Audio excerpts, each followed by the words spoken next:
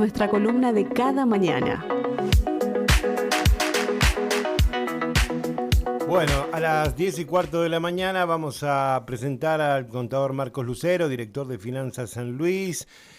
Un fin de semana con mucha información que obviamente tiene sus repercusiones en lo económico. Ha habido movimientos con el dólar, hay noticias que tienen que ver con el Banco Central, que ha restringido al mínimo las operaciones de dólar mayorista. Marcos, ¿cómo te va? Buen día. Buenos días, Aida, Pablo, ¿cómo están ustedes? Muy bien, ¿vos? Marcos. Hoy con mucha Muy bien. información, supongo, o muchas preguntas, no sé Más si... preguntas que certezas. Más preguntas que respuestas porque todavía no tenemos definiciones de política económica. En estos momentos el presidente de la Nación está reunido con su gabinete ahí en la Casa Rosada. Seguramente se anunciarán medidas en breve. Y lo Sí, que esta mañana justamente el vocero presidencial dijo que mañana hablaría el ministro de Economía para ver algunas medidas, ¿no? Exacto, y lo que sí tenemos y que analizamos anoche en un informe especial de Finanzas San Luis es lo que dijo el presidente de la Nación en su discurso ahí en la puerta del Congreso de la Nación ante la multitud. Analizamos todo lo relacionado con las medidas económicas y con lo que va a suceder en general en la economía de nuestro país para este nuevo mandato, ¿no? Ujú. Es así que primero se refirió a la herencia que tiene con un déficit fiscal del 15%, del 17% del PBI, y que el 15% responde a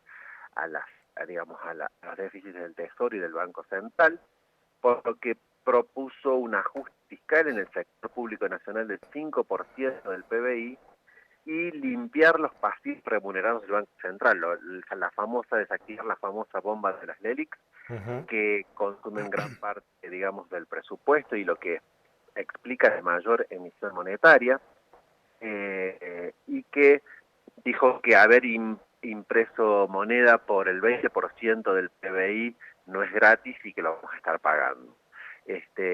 También dijo que si en estos momentos cerráramos todo el tema del déficit fiscal, los impactos en la caída de la inflación se estarían viendo después de 18 a 24 meses, y es por eso que se espera una inflación bastante alta para el mes de diciembre y lo mismo para el año que viene, ¿no? Ujú. Algunos hablan de que la inflación se va a duplicar, algunos economistas de consultoras privadas dicen que se iría al doble en el mes de diciembre. Recordemos que todavía no tenemos el dato del mes de noviembre, que se va a publicar en esta semana. Sí hubo una novedad, es que la provincia de San Luis se adelantó y lo publicó el viernes pasado, donde tuvimos una inflación bastante alta del 12,7% comparado con el 7 puntos, 0,5 del mes pasado. El gobierno saliente se adelantó y emitió el índice de inflación para noviembre, y todavía estamos esperando el de diciembre, el de la Nación, que sería alrededor también del 12%. Pero se espera, como les dije, alrededor de un 20% para diciembre e incrementándose también para el año que viene, ¿sí? Con lo que llamamos y lo que hablamos la semana pasada de este periodo de estanflación, ¿no? Un Ujú. periodo en el cual tendremos una inflación esperada bastante alta. Se espera que los precios crezcan fuertemente, hasta un 15%, da los datos del el reglamento de expectativas de mercado del Banco Central hasta marzo. Después empezarían a caer, y con una caída del producto del 2% para 2023, 1,5 2024, y recién estaríamos creciendo en el año 2025 a razón de un 2,5%. Bueno. Hay otras cifras que daba y que a mí me había llamado la atención, que tiene que ver justamente, Marcos, con la inflación, ¿no? Él hablaba de los pasivos del Banco Central, que dice que iríamos a un 15.000% anual, una inflación del Si hubiéramos 52% mensual. ¿Cómo es eso? No, no. Dijo que si hubiéramos seguido con la política de estar pagando los intereses del LELIQ, seguir renovando todas estas letras que tiene el Banco Central con los bancos que se la emiten, que se la compran los bancos, hubiéramos llegado a una inflación de 15.000% anual. Por eso la prioridad para el gobierno, para el nuevo gobierno, es desactivar todo el tema de las LELIQs. No se sabe cuál va a ser la metodología definitiva. Algunos esperan que se conviertan en bonos a largo plazo. Dicen que puede llegar a ser bonos en dólares. No todo el mundo está muy de acuerdo de cambiar deuda en pesos por deuda en dólares, pero eso lo que permitiría es poder frenar, digamos, la impresión de billetes en nuestro país, frenar la emisión monetaria para tratar de contener la inflación. Está bien. Bueno, obviamente que hay que esperar a las medidas de mañana, Marcos, pero digo, ¿cómo pensás que pueden reaccionar los mercados, ¿no? Sean las medidas que sean? Y bueno, los mercados vinieron reaccionando bastante favorablemente después de los resultados del 19 de noviembre. El dólar estuvo bajando, repuntó un poquito a finales de la semana pasada. Tenemos una brecha del 160% entre el tipo de cambio oficial y el tipo de cambio blue. Se espera una devaluación. Se habla de una devaluación del tipo de cambio oficial que se iría a 600 o hasta 650 pesos por unidad, y eso bajaría fuertemente la brecha. Lo que espera el gobierno es bajar la brecha de ese 160% a un 30%. Un poco se explicaría por la devaluación del tipo de cambio oficial, y mucho también se espera que el tipo de cambio blue, el tipo de cambio informal, esté cayendo. Por eso es que se realizaron muchas operaciones el día viernes y el día sábado de venta de la moneda norteamericana, que en Buenos Aires estuvo alrededor de los 990 pesos, aquí en San Luis se llegó a cotizar a los 50 pesos, pero parece que podría llegar a bajar el dólar blue en el corto plazo. Sin embargo, con un índice de inflación del 20%, por lo menos para diciembre, creciendo para los meses subsiguientes, la gente todavía ve en la moneda norteamericana un refugio, porque si lo transforma a pesos, lo puede poner en los plazos fijos, que en estos momentos es una tasa del 113% nominal anual, aproximadamente un 12% efectivo mensual, pero si eso lo compras con una inflación de entre el 15 y el 20%, estás perdiendo dinero.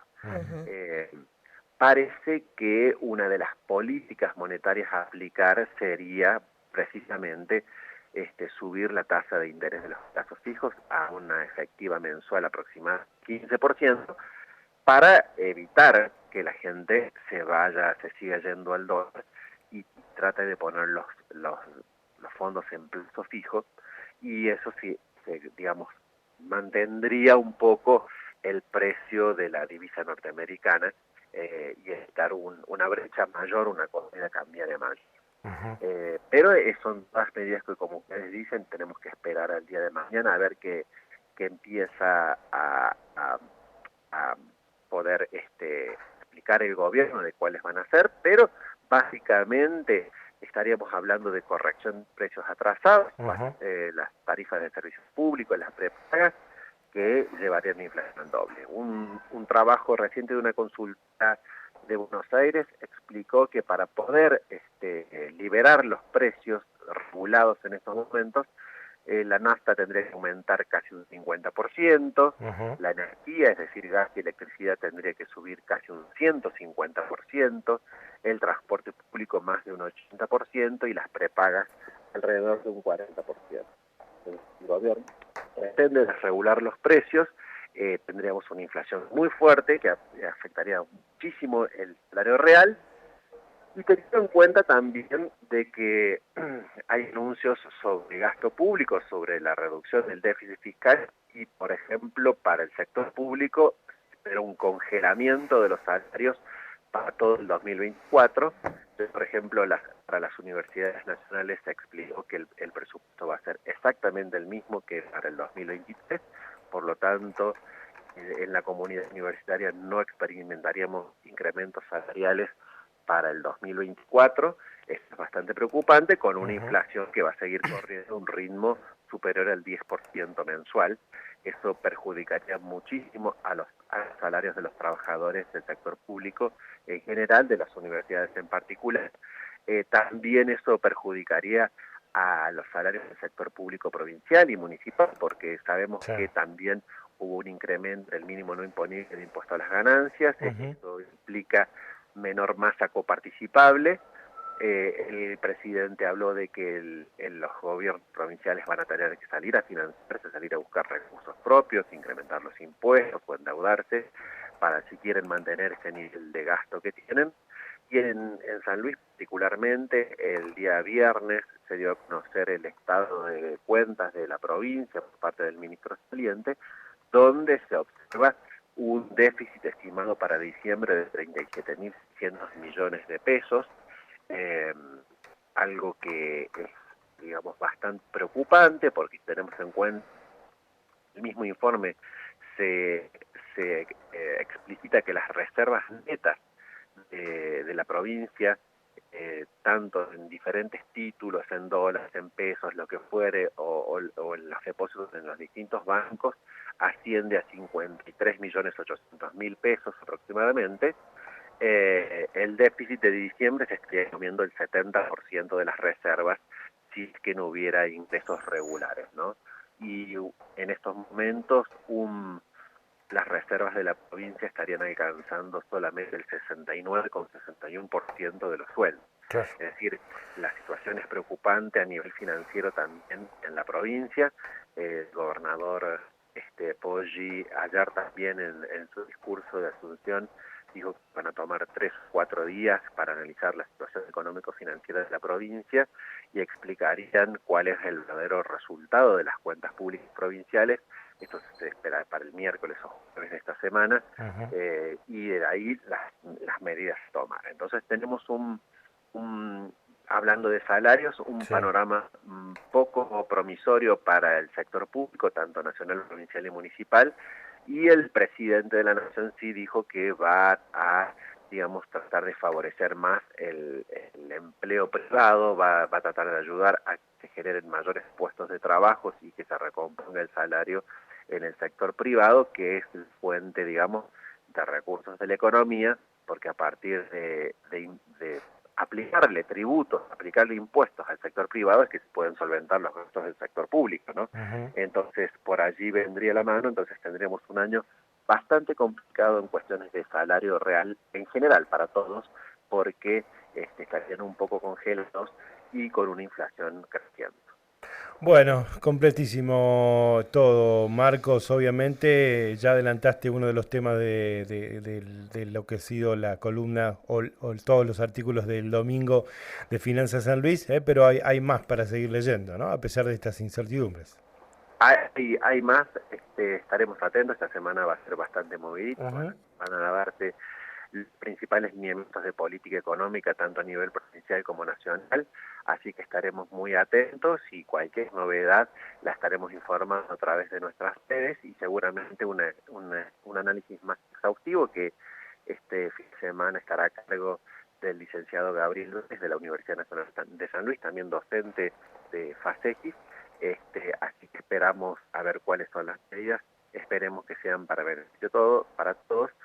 Quizás no veamos esos beneficios en el corto plazo y, como dijo el presidente, tendremos que esperar por lo menos un año y medio para ver los resultados de este ajuste.